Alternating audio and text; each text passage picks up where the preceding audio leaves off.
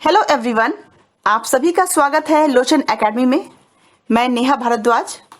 चलिए शुरू करते हैं करंट अफेयर्स के आज के क्विज सीरीज को। इस सीरीज को शुरू करने से पहले मैं आप सभी को यह बतला दूं कि इसके बाद से मतलब 16 से संसार सर ही क्विज कैप्सूल लेंगे और मेरी पूरी कोशिश रहेगी कि मैं आप सभी को एग्जाम्स के पॉइंट ऑफ व्यू से पूरी तरह से सपोर्ट कर पाऊँ। चलिए इस सीरीज के पहले क्वेश्चन को देखेंगे।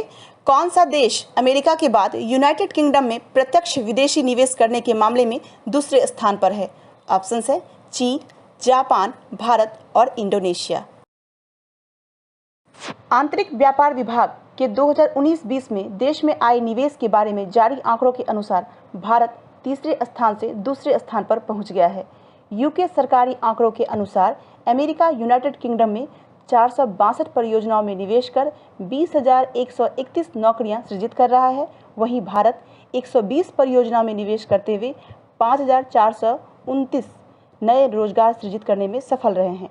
ब्रिटेन के लिए अमेरिका प्रत्यक्ष विदेशी निवेश FDI के मामले में पहला स्रोत बना हुआ है। ऑस्ट्रेलिया और न्यूजीलैंड के 72 परियोजनाओं में निवेश किया है।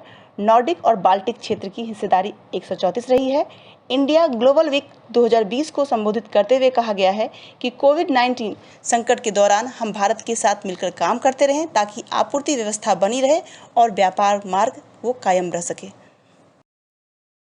इस प्रकार इस प्रश्न का उत्तर भारत होगा। दूसरे प्रश्न को देखेंगे। स्टार्टअप विलेज एंटरप्रेन्योरशिप प्रोग्राम जो SVEP है, ये उप योजना है, ये किस योजना के तहत चलाई जा रही है? ऑप्शंस है दीनदयाल अंत्योदय योजना, राष्ट्रीय ग्रामीण आजीविका मिशन, मेक इन इंडिया और प्रधानमंत्री रोजगार सृजन योजना। इस योजना के अंतर्गत महिला स्वयं सहायता समूह के सदस्य और उसके परिवार शामिल होते हैं जो गैर कृषि क्षेत्रों में ग्रामीण स्तर पर उद्यम स्थापित करते हैं। ग्रामीण विकास मंत्रालय के दीनदयाल अंत्योदय योजना राष्ट्रीय ग्रामीण आजीविका मिशन का एक उप घटक है। SVE का उद्देश्य क्या है? तो स्थानीय उद्यमों को स्थापित करने के लिए ग्रामीण क्षेत्रों में उद्यमियों का समर्थन करना। SVEP का दीर्घकालिक विजन क्या है कि 1 करोड़ ग्रामीण उद्यमों को स्टार्टअप के लिए सहायता प्रदान करना और 2 करोड़ लोगों को प्रत्यक्ष रोजगार प्रदान करना। साथ ही साथ ग्रामीण गरीबों को उद्यम स्थापित करने में मदद करने और उद्यमों को स्थिर होने तक सहायता प्रदान करने में मदद करना। वित्तीय समावेश राजनीति के तहत मिशन SHG को बैंक ऋण उपलब्ध कराने के लिए भारतीय रिजर्व बैंक जो RBI है, वित्त सेवा विभाग और भारतीय बैंक महासंघ IBA के साथ मिलकर कार्य करता है। वित्त वर्ष 2017-18 के दौरान 820 अतिरिक्त प्रखंडों को इस योजना से जोड़ा गया है और यह जो मिशन है ये 29 राज्यों और 5 केंद्र शासित प्रदेशों के 586 जिलों के अंतर्गत 4,459 प्रखंडों में लागू किया गया है। इस प्रश्न का उत्तर दीनदयाल अंत्योदय योजना राष्ट्रीय ग्रामीण आजीविका मिशन होगा। तीसरे प्रश्न पे आएंगे। नेशनल इंटेलिजेंस ग्रिड NCRB ने केंद्रीय ऑनलाइन डेटाबेस तक पहुंच बनाने के लिए किसके साथ समझौते ज्ञापन पर हस्ताक्षर की है? ऑप्शंस है राष्ट्रीय अपराध रिकॉर्ड ब्यूरो और इंटेलिजेंस ब्यूरो। यह समझौता FIR और चोरी के वाहनों पर केंद्रित ऑनलाइन डेटाबेस का उपयोग करने के लिए किया जाता है। वन स्टॉप डेस्टिनेशन के माध्यम से सुरक्षा एवं खुफिया एजेंसियों से डेटाबेस को एकत्र कर उसका उपयोग करने और बैंकिंग और टेलीफोन विवरण से संबंधित सूचनाओं तक पहुंचाने के लिए ये प्लेटफॉर्म विकसित किया गया है। यह समझौता अपराध और आपराधिक ट्रैकिंग नेटवर्क और सिस्टम के माध्यम से डेटाबेस जो होते हैं सूचना तक पहुंच प्रदान करने वाला एक ऐसा मंच होता है जो लगभग 14,000 यानी 14,000 पुलिस स्टेशनों को आपस में जोड़ता है। आतंकवादी गतिविधियों को रोकने के लिए ये कार्यक्रम है। वर्तमान समय में एयरलाइन या टेलीफोन कंपनी में किसी संदिग्ध सूचना को जानने के लिए सुरक्षा एजेंसियां सीधे एयरलाइन या टेलीफोन कंपनियों से संपर्क स्थापित करती है। डेटा को अंतर्राष्ट्रीय सर्वरों जैसे गूगल आदि के माध्यम से साझा किया जाता है। इस प्रकार इस प्रश्न का उत्तर राष्ट्रीय अपराध रिकॉर्ड ब्यूरो NCRB होगा। अगले प्रश्न का विश्लेषण करते हैं। टांगम समुदाय यह आदि जनजाति किस राज्य से संबंधित समुदाय है? ऑप्शन है मणिपुर और अरुणाचल प्रदेश। राजीव गांधी विश्वविद्यालय की लुप्त प्राय भाषाओं के केंद्र में एक टीम ने इस क्षेत्र में व्यापक अनुसंधान किया है कि किस प्रकार से कौन कौन से जो भाषाएं हैं वो लुप्त हो रही है। तो तांगाम अरुणाचल प्रदेश की एक आदि जनजाति के भीतर बहुत ही कम ज्ञात समुदायों में से एक है। ये अरुणाचल प्रदेश के ऊपरी सियांग जिले के पेंडम सर्किल और कुकिंग के आवास में रहते हैं। यूनेस्को के world Atlas of endangered language 2009 के अनुसार तांगाम एक मौखिक भाषा है जो तिब्बती बर्मन भाषा परिवार के तहत तानी समूह से संबंधित है। इसे यूनेस्को के world Atlas of endangered language में गंभीर रूप से लुप्त प्राय सूचीबद्ध में रखा गया है। अरुणाचल प्रदेश की और कौन कौन सी भाषाएं हैं इसको भी जानेंगे। तो अरुणाचल प्रदेश की भाषाओं को चीनी तिब्बती भाषाई परिवार और विशेष रूप से भाषाओं के तिब्बती बर्मन एवं ताई समूह के तहत जैसे लोलो बर्मिश, बौद्धिक, साल, तानी, मिशनी, हरीश और ताई के रूप में वर्गीकृत किया जाता है। आपके एग्जामिनेशन पॉइंट ऑफ व्यू से बहुत ही महत्वपूर्ण है, इसको ध्यान से देखिएगा। इस प्रकार इस प्रश्न का उत्तर अरुणाचल प्रदेश होगा। 5वें प्रश्न को देखेंगे। भारतीय रेलवे ने रेलवे को ग्रीन रेलवे बनाने की घोषणा कब तक की है? ऑप्शन है 2045 तक, 2050 तक और 2030 तक। रेलवे ने 2030 तक विभिन्न उपायों को अपनाकर अपने कार्बन उत्सर्जन को शून्य मतलब 0 तक पूरी तरह से हरित होने का लक्ष्य निर्धारित किया है।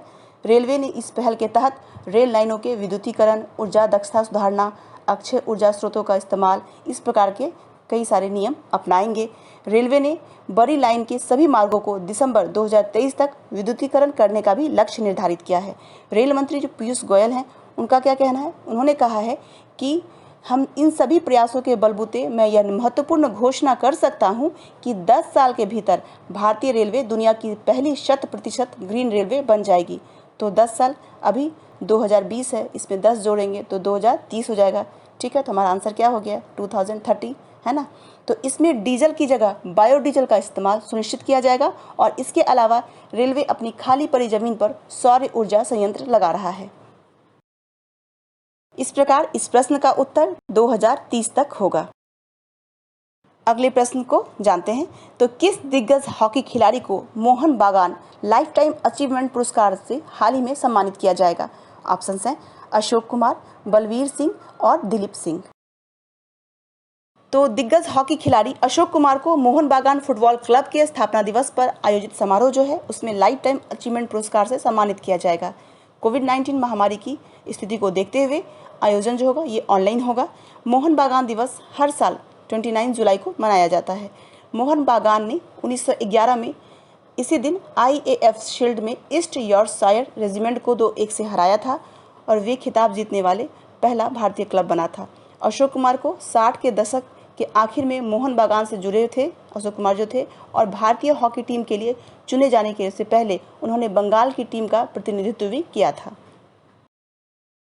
इस प्रकार इस प्रश्न का उत्तर अशोक कुमार होगा। अगले प्रश्न को समझते हैं। नौवहन सहायता विधेयक 2020 के संदर्भ में दिए गए कथन है। पहला कथन है नौवहन सहायता एक प्रकार का क्या है? निशान या संकेत है जो यात्री को नेविगेशन में सहायता करता है। ठीक है।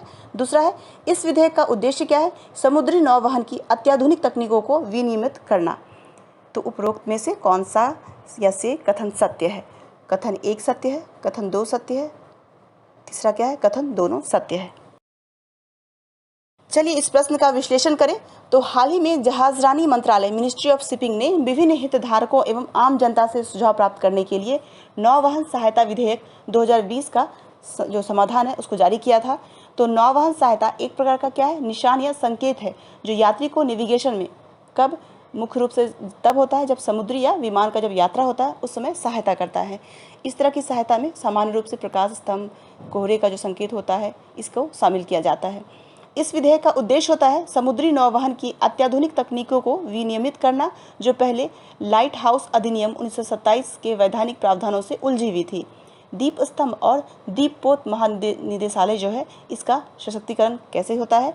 तो यह अधिनियम अतिरिक्त अधिकार एवं कार्यों जैसे पोत यातायात सेवा, जहाज के मलबे को हटाना, प्रशिक्षण एवं प्रमाणन, अंतर्राष्ट्रीय सम्मेलनों के तहत अन्य दायित्वों का कार्यान्वयन करना, इस प्रकार से इसके जो कार्य होते हैं। साथ ही साथ दीप स्तंभ और दीपपोत महानिदेशालय जो है इसको सशक्त बनाने का प्रावधान भी करता है। नौवहन सहायता एक प्रकार का निशान या संकेत है जो यात्री को नेविगेशन में सहायता करता है। इस प्रकार इस प्रश्न का उत्तर क्या होगा कि कथन 1 और कथन 2 दोनों सत्य है।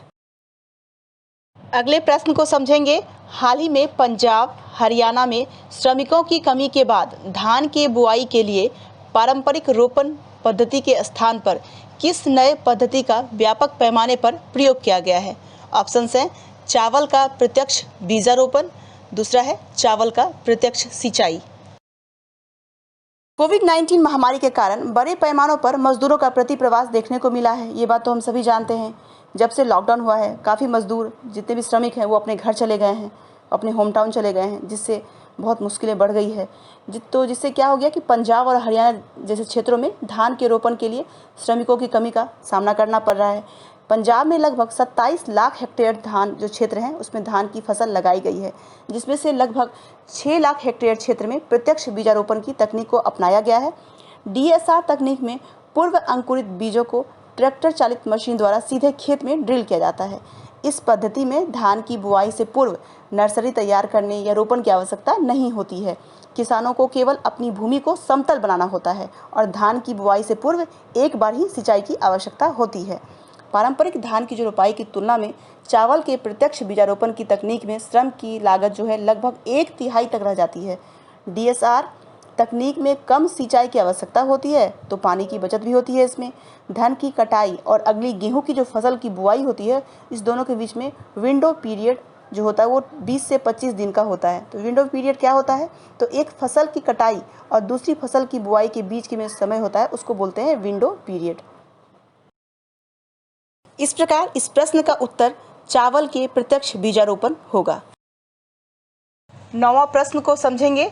अभी हाल ही में किस कंपनी ने हेल्थ केयर डेटा का एक संग्रह व्यवस्थित करने के लिए टेक्स्ट एनालिटिक्स लॉन्च किया है? ऑप्शंस है माइक्रोसॉफ्ट, गूगल और IBM। माइक्रोसॉफ्ट ने अपनी अज्यूर कॉग्निटिव सेवा में एक नए एनालिटिक्स फीचर की घोषणा की है जो डेवलपर्स को असंरचित मेडिकल डेटा से अंतर्दृष्टि संसाधित करने और निकालने की अनुमति देगा। कंपनी की नई सुविधा कोविड-19 महामारी के बीच हेल्थ केयर उद्योग में मेडिकल डेटा की बाढ़ आने से होने वाली परेशानियों से बचने में मदद करेगी। अधिकांश डेटा असंरचित पाठ के रूप में है, जैसे कि डॉक्टर के नोट्स, मेडिकल प्रकाशन, इलेक्ट्रॉनिक स्वास्थ्य रिकॉर्ड, नैदानिक परीक्षण, प्रोटोकॉल, चिकित्सा इत्यादि। माइक्रोसॉफ्ट का एनालिटिकल्स प्रदाताओं को जल्दी से ही इस जानकारी तक पहुंचाने और संसाधित करने में मदद करता है ताकि वे ऐसे समाधान खोज सके जो स्वास्थ्य परिणामों में सुधार कर सके। तो इस प्रश्न का उत्तर माइक्रोसॉफ्ट है। इस सीरीज के अंतिम प्रश्न को जानेंगे। हाल ही में किस राज्य की सरकार ने रोको टोको अभियान की घोषणा की है? ऑप्शंस है उत्तरांचल, बिहार, मध्य प्रदेश। कोविड-19 महामारी का मुकाबला करने के खिलाफ अपनी लड़ाई में मध्य प्रदेश सरकार आगामी दिनों में रोको टोको नाम से एक अभियान शुरू करेगी। यह अभियान उन लोगों पर केंद्रित होगा जो मध्य प्रदेश राज्य में मास्क नहीं पहन रहे हैं। राज्य में रोको टोको अभियान को चुनिंदा संगठनों द्वारा स्वेच्छा से चलाया जाएगा। चूँकि राज्य भर में सार्वजनिक स्थानों पर मास्क पहनना अनिवार्य है, इसीलिए इस अभियान के तहत स्वयंसेवकों को उन लोगों को मास्क प्रदान करने का काम सौंपा जाएगा जिन्होंने इसे सार्वजनिक स्थानों पर नहीं पहना है और उस व्यक्ति से मास्क की कीमत के बदले 20 रुपये का शुल्क लिया जाएगा। इस अभियान के दिशा निर्देशों के तहत यह सूचित किया गया है कि राज्य भर के प्रत्येक जिले में स्वयंसेवकों के लिए संगठनों का चयन करने के लिए कलेक्टर जिम्मेदार होंगे। अभियान के तहत मास्क शहरी स्थानीय निकायों द्वारा जीवन शक्ति योजना जो शहरी महिलाओं के लिए अप्रैल 2020 में मध्य प्रदेश सरकार द्वारा शुरू हुई थी, उसके तहत स्वयंसेवकों का या संगठनों को क्रेडिट पर प्रदान किए जाएंगे। इस प्रकार इस प्रश्न का उत्तर मध्य प्रदेश होगा। तो ये थे आज के करंट अफेयर्स सीरीज के क्वेश्चन आंसर्स। ये आने वाले एग्जामिनेशन पॉइंट ऑफ व्यू से बहुत ही महत्वपूर्ण है। तो हमारे लोचन एकेडमी को लाइक करें, सब्सक्राइब करें और अपने फ्रेंड्स को भी शेयर करें। साथ ही डिस्क्रिप्शन में टेलीग्राम लिंक दिए गए हैं जहां ज्वाइन करके इस क्वेश्चन आंसर्स जो क्विज़ हैं इसका PDF फाइल ले सकते हैं। तो आज के लिए इतना ही। Thank you.